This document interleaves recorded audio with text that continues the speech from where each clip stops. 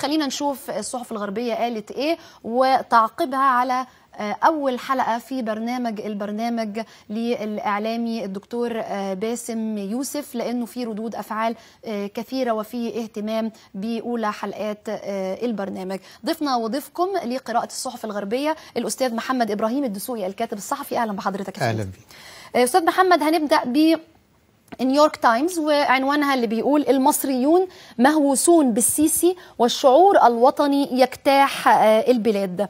الصحيفة في تفاصيل الخبر بتقول انه هذا الهوس بالسيسي في مصر لانه ساعدهم في الإطاحة بالرئيس المعزول محمد مرسي، وكان ايضا سببا في اشعال الحماس الوطني مرة اخرى لدى الكثيرين. هو مصر بعد 25 يناير كلنا يعلم أنه ثورة 25 يناير لم يكن لها قائد، وبالتالي الفترة التالية لها كانت مليئة بكثير من الفوضى السياسي، الفوضى الاجتماعية وما إلى ذلك، تفرق كلمة القوى السياسية الموجودة على الساحة، تنازعها، بحثها عن المصالح الشخصية أو الغارقة في الأنانية الخاصة بكل تيار أو بكل شخص من الشخوص التي ظهرت خلال هذه الفترة.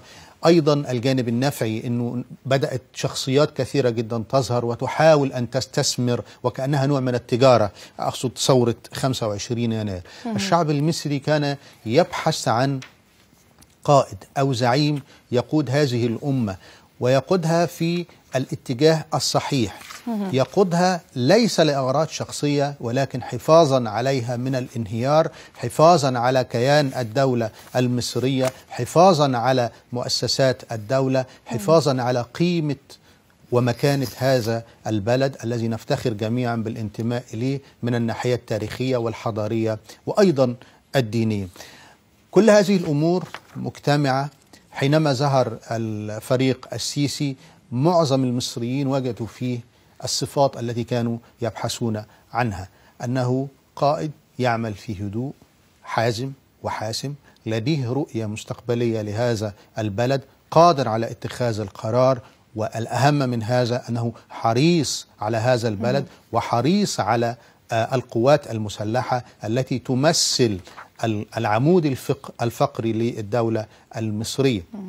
كل هذه الأمور مجتمعة بتفسر لنا حالة، لا أريد أن أقول الهوس، ولكن حالة الإعجاب الشديد بالفريق السيسي الذي يفضل دائما أن يكون في منطقة الظل أقرب منها إلى منطقة الأضواء الكاشفة والأضواء الساطعة، لأنه بحكم تركيبته العسكرية، بحكم نشأته، بحكم أيضا الفترة التي أمضاها كرئيس لجهاز المخابرات الحربية، هو شخص يعلم متى يظهر ومتى يختفي. والأهم من هذا هو يريد أن يقود هذا، لا أريد أن أقول يقود هذا البلد، ولكن يسهم في العبور به إلى بر الأمان، وأيضا بواسطة القوات المسلحة التي عبرت بنا هزيمة 67. نتمنى أن نعبر هذه المرحلة أيضا إلى الاستقرار والأمن.